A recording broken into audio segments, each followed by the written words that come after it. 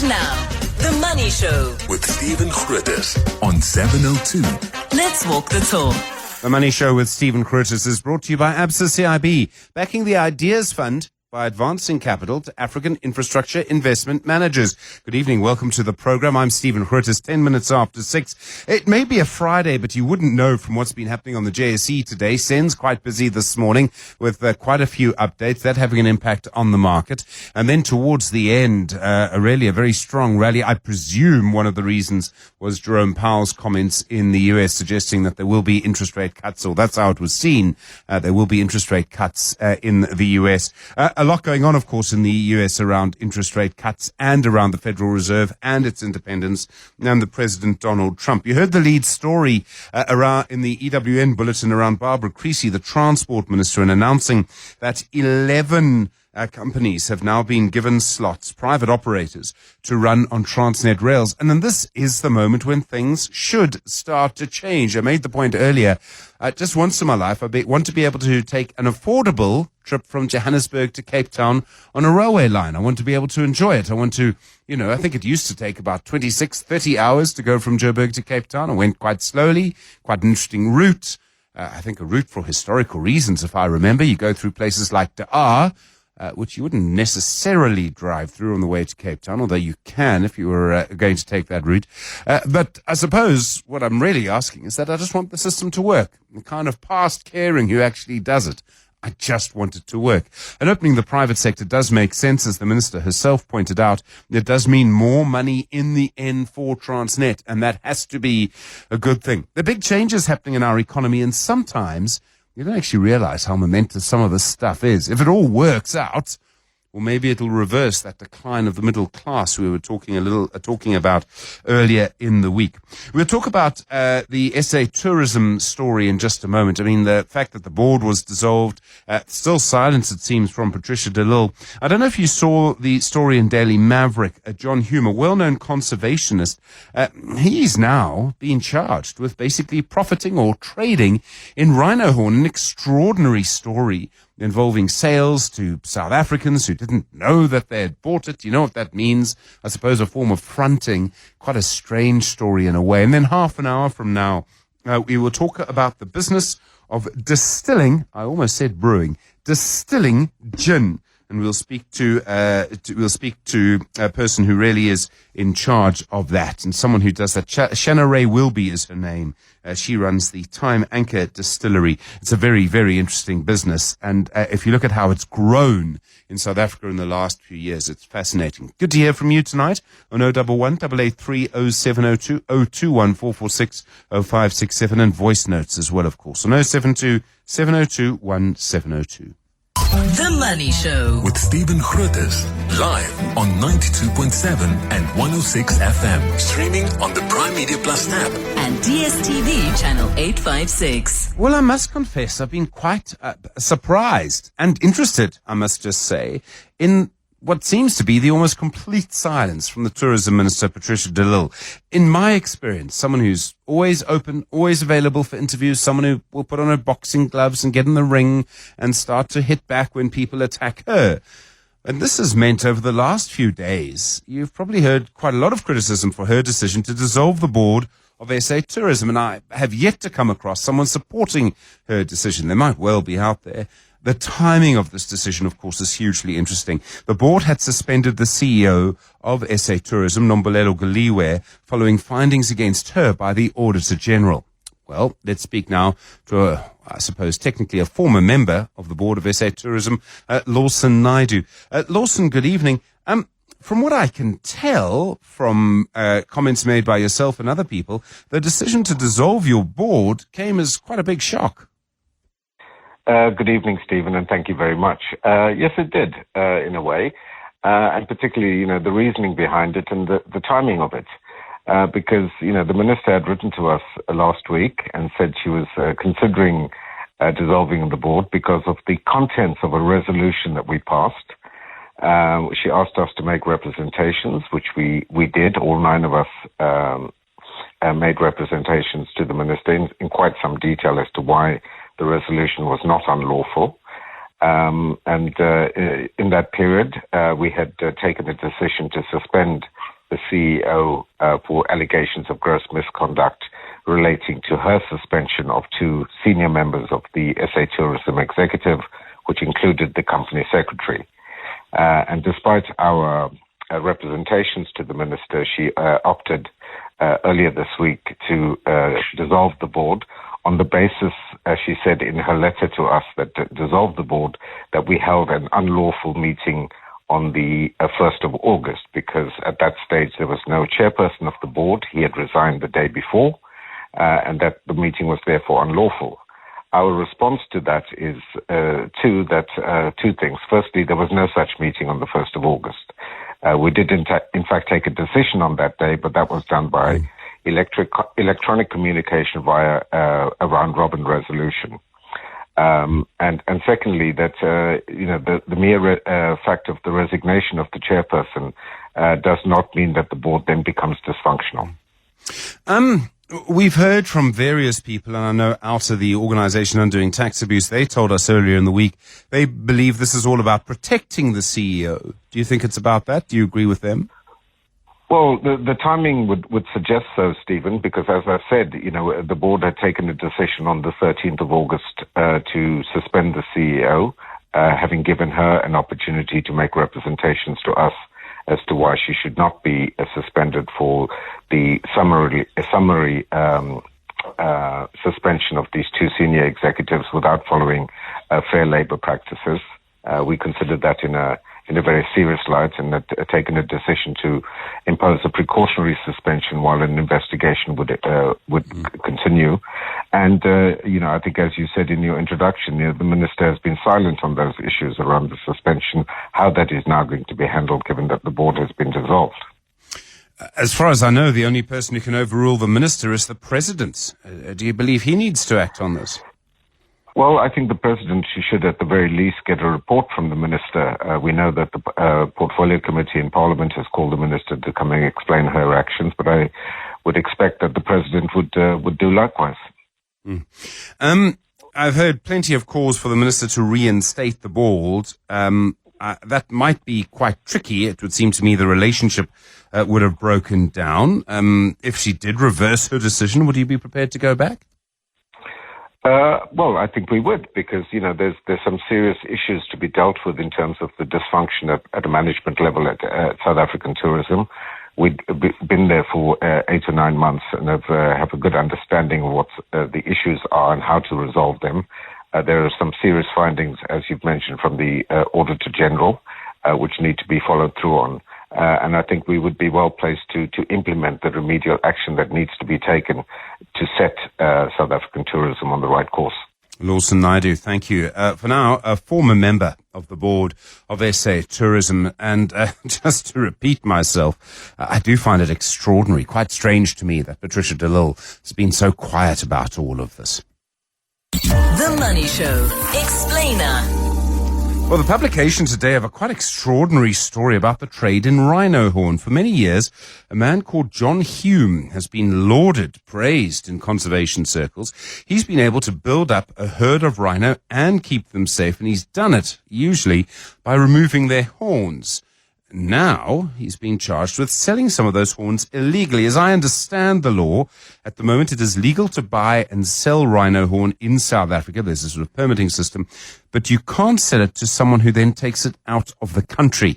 Tony Carney's an environmental journalist at Daily Maverick. Tony, good evening. Thank you for your time. What is John Hume accused of actually doing here? Well, I think you summed it up quite well, Stephen. The essence of the charges is that he recruited people to buy the identities, basically, of indigent people, and those were used to submit permit applications to the Department of Environmental Affairs, which regulates the domestic sale and buying of rhino horn.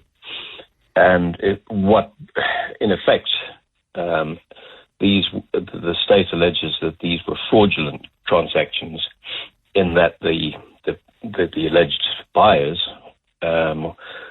really didn't have the means to buy any rhino horns, and their details were simply being used to obtain fraudulent documents. The effect of it is that John Hume has a large stockpile of rhino horn, and he's allowed to keep it, and he's allowed to sell it domestically, but not internationally. By submitting those permit applications, it has the effect of removing the horns from his legal stockpile.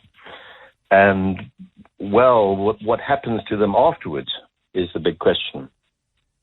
Do we know if any of them actually did end up leaving the country in some way? Yes, the police did seize at least 27 horns out of consignment of 56 horns that were en route from Johannesburg at Tambo Airport on the way to Vietnam via Dubai. And the way that was established, according to the state, is that DNA tests were done on those seized horns. And through that method, they were linked to horns that were previously owned by John Hume.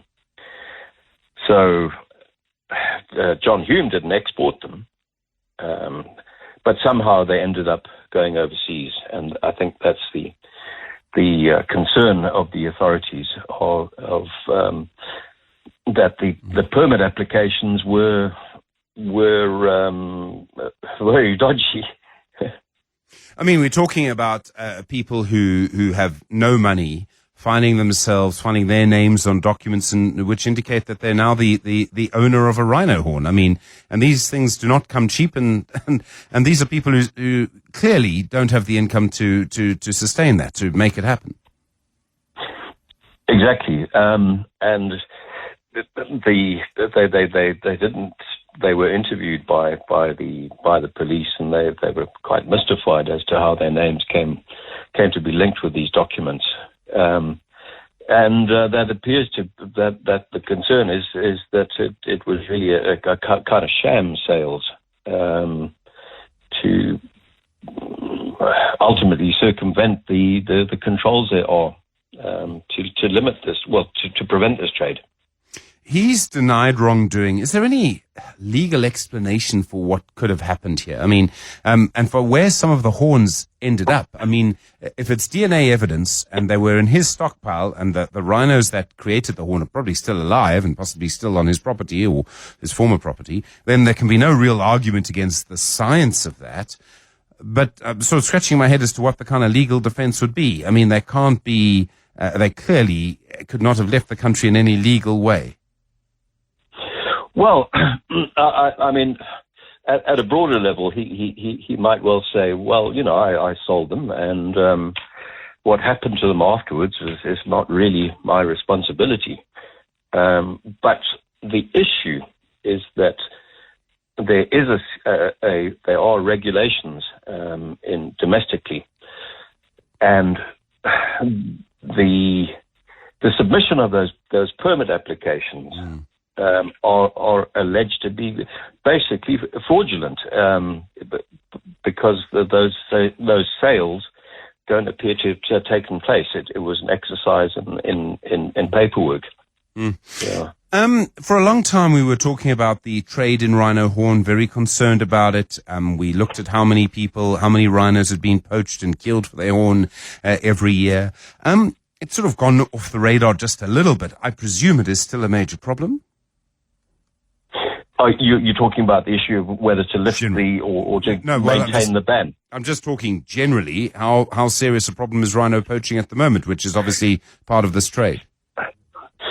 No, it's still a major problem. The numbers of rhinos that are poached has dropped, and that's not an indication that the poaching has declined.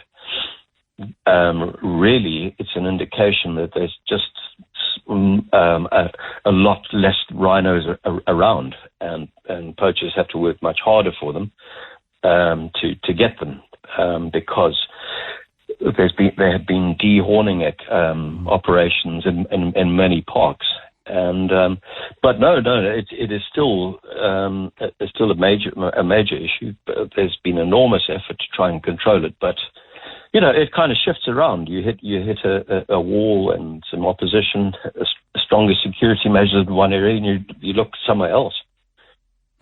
Tony Carney, thanks very much indeed. Environmental journalist at the Daily Maverick. He broke that story this morning about John Hume. Just to repeat, he does deny wrongdoing in this case. We'll have to watch the case as it progresses. You're with The Money Show, 25 minutes after 6. The Money Show. The markets. Zwelakhe Mnguni is the Chief Investment Officer at Benguela Global Fund Managers. Zwelakhe, good evening. Good to chat again. Quite a lot of corporate news, actually, and Goldfields had a very strong result. Who doesn't love a higher gold price? Yeah, indeed, Steve. We saw quite a strong performance, driven by both the gold price that was up 40% and the production that was up 24%. So in the end, they ended up with over 100% increase in earnings. I mean, that was a phenomenal result. And I think we saw outside of Australia, outside of Ghana, the other areas did grow production quite strongly. Australia was up 17%. Peru was up 24%. So very strong result. And the cost seemed to be well managed, growing only 4%. It was one of those funny days where they had great results just on a very bad day for gold shares generally. I know. I think the market did anticipate to some extent the result as they were well telegraphed in advance. But I also think that the rand strengthening a bit did actually take wind out of their sails. Aspen Pharmacare, so an astonishing day. Their shares down nearly 7%. There seem to be all sorts of problems there. They've got a higher tax bill. They spent a lot of money restructuring in China. There's a lot of sort of bad news all at the same time around them. Yeah, it's been facing a lot of challenges, but I think amongst those challenges, it's not only on the sales front, but it's also the operational front where the manufacturing capacity has lost some clients, and the capacity utilization has dropped to some extent. So they are trying to rebuild that capacity, and they are doing a lot of restructuring, as you say. But still, I think the market didn't like that result at all. So they grew revenue in constant currency close to 10%, and earnings, normalized earnings, close to 20%. But the market didn't like it at all. I think the markets were seeing a challenging outlook. I mean, the question, of course, is can it recover? This is a company that's lost, what was it, half of its market value over the course of the year. I mean, astonishing. It could recover, but I think it's going to be a hard slog. I mean, you've got a lot of execution risk embedded in this. And I think if I was Steven Saad, I would consider maybe starting to rotate out of the driving seat and basically give other participants a chance so that they can maybe impact this business. He's been accumulating businesses on the basis of chasing growth, and that strategy hasn't worked out so well. Grindrod, quite a strong update from them. Their earnings were up quite nicely, partly because of a sale, though. Yeah, so the sale did flutter the result, but I think if one looks at the first half versus second half, the second half was stronger. They did say that the throughput in terms of the dry bulk terminal in Mozambique did see a bit of an improvement in the second quarter. So there has been an improvement in their performance. But they have announced a special dividend after those divestitures. They've announced a special dividend of about 25 cents on top of the ordinary dividend of 22 cents. So it was a good result, and they seem to be looking positive going forward. And then Jerome Powell speaking, quite a lot going on while he was speaking, but markets loved that. They see it as, they interpreted it as a sort of nod towards another interest rate cut. He did talk about inflation, and controversially, he spoke about the impact of tariffs as well. It was, and I think the market celebrated the announcements, actually. If you look at what he said, he essentially highlighted that there is an upside risk to inflation as a result of the tariffs, but there is also the downside risk on unemployment. So they have a dual mandate, and he spoke about balancing the two, and he believes that they should be reconsidering their position. He said they don't have a fixed position on the rate. So I think the market interpreted that as a guarantee that in September we'll probably get a 25 basis points. There are others that are betting 50 basis points, but I would be on the 25 basis points camp. Thanks very much indeed, Zulakam Guni. Really appreciate the time. Chief Investment Officer at Benguela Global Fund Managers. Just gone 6:30. WhatsApp Stephen On 072 702 1702. Well, some views coming through on the rhino horn issue. A guy saying, Stephen, the rhinos from which these horns come are still alive. They haven't been poached. So why should he not be allowed to sell them? The issue is not whether he sold them. The issue is that they were then found that he lied to sell them, essentially, using people who didn't, when they were asked, even know they had bought them. So then why was he doing that? What was the plan? It's a very strange story. And Tim's saying the real question rather, is why can you legally sell rhino horn domestically in South Africa? That's a good point, actually. I mean, there's a sort of permitting system. I must say, I don't know, if you're trying to protect a species and you're dehorning them, I don't know if you keep the rhino horn. I have no idea how you would try and destroy it.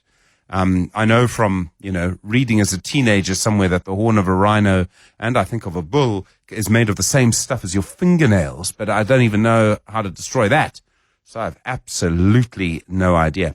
We will be talking in a moment to Shanna-Rae Wilby, someone who actually makes money by selling gin and whiskey and port. I didn't think the market for port in South Africa was very big. 702 Stephen is on The Money Show. 6 to 8 p.m. Well, there's a report out on Bloomberg today that I thought could turn out to actually be quite important.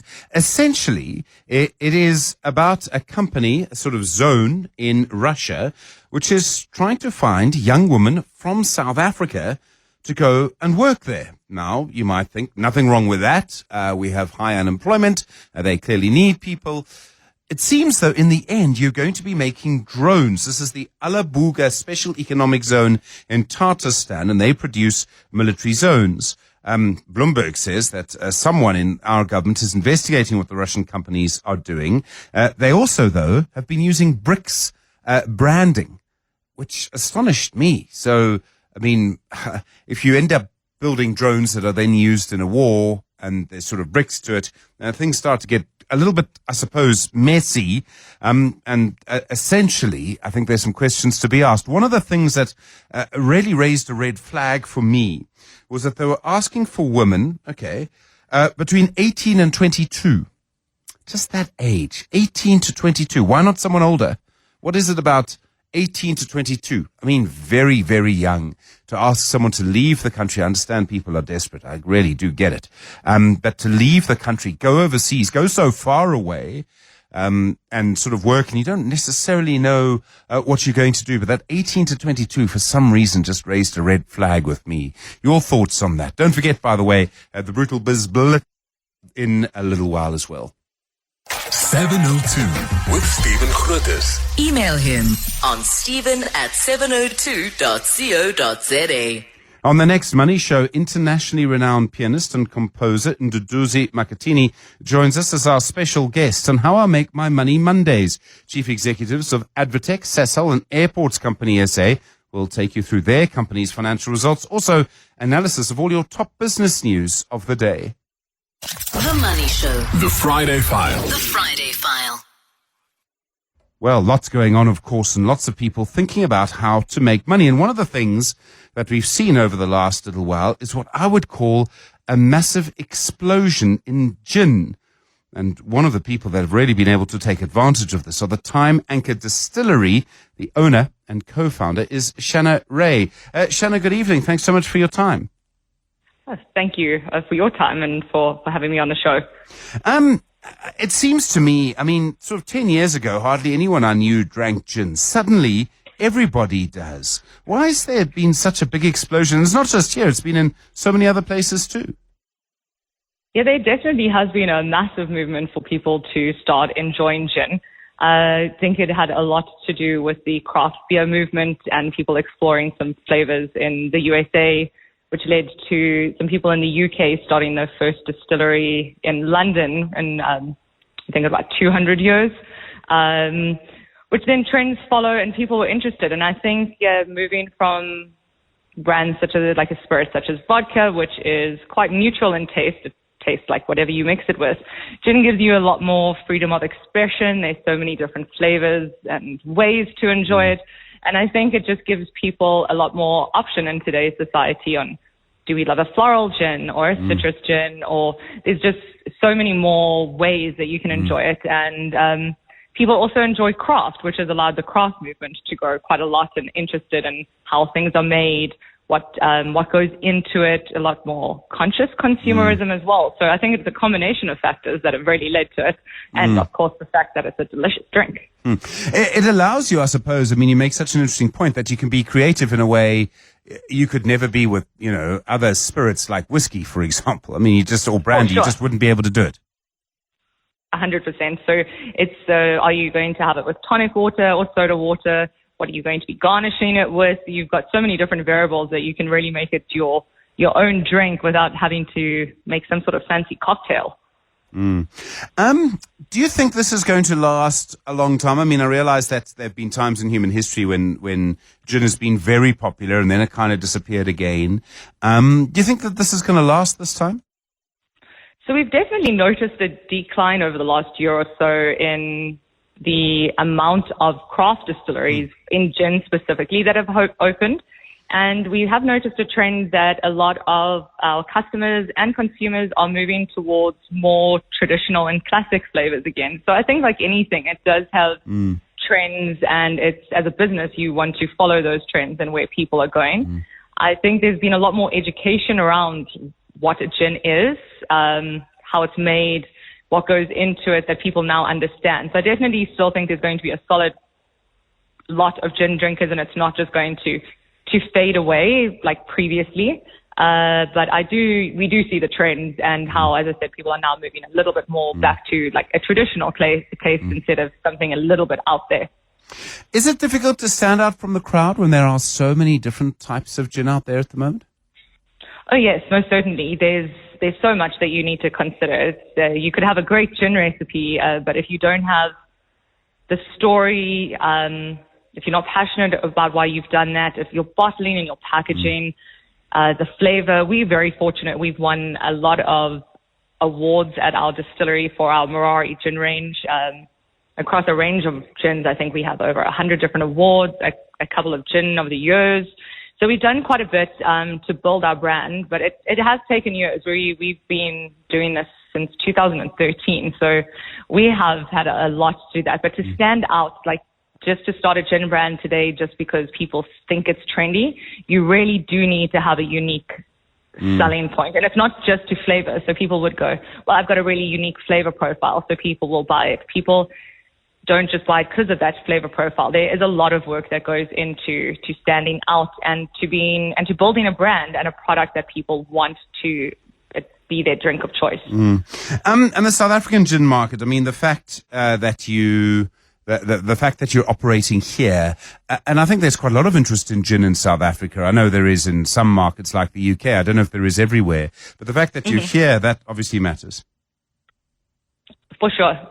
So a lot of what we do at our distillery, we were originally in Maboneng in Joburg CBD, and then we moved to an area called Kramerville in Sandton around 2 years ago, so that when people can actually come to our distillery easier. So we did used to host events at our distillery, gin and chocolate pairings, but we're more centrally located, so people can actually come and visit us. So you can do a tour of our distillery. You can make your very own bottle of gin. You can do a cocktail class with us. You can do a gin tasting platter. So we offer a whole wide variety of these gin-based experiences for people specifically to come in and see that this is where it's made. This is how we make it. A lot of education. We are South Africa-based. We're proudly South African, proudly in Johannesburg. That's where we started. And it's a lot of work that we put in to build our story over time so that when people come here, they're like, wow, we didn't know how gin was made. That's so interesting. I think Cape Town has that a lot with the wine farm, so we're trying to do something quite similar for gin and for our distillery in Johannesburg. You play in other spaces too. You produce whiskey, you produce port. Those are quite different processes, those two in gin. So for us, we are aging a lot of, like you mentioned, the whiskey. So we do have that occasionally from year to year. We might release just one single barrel because the aging process on your whiskey is significant. But our gin takes us about 6 weeks from start to finish in a batch. Some distilleries can do it faster, but that's our method and what we stick to get the best flavor. But things like your rum, your brandy, your whiskey, you can age them for years. So it's a very expensive exercise to undergo. So gin is a much quicker cash turnaround.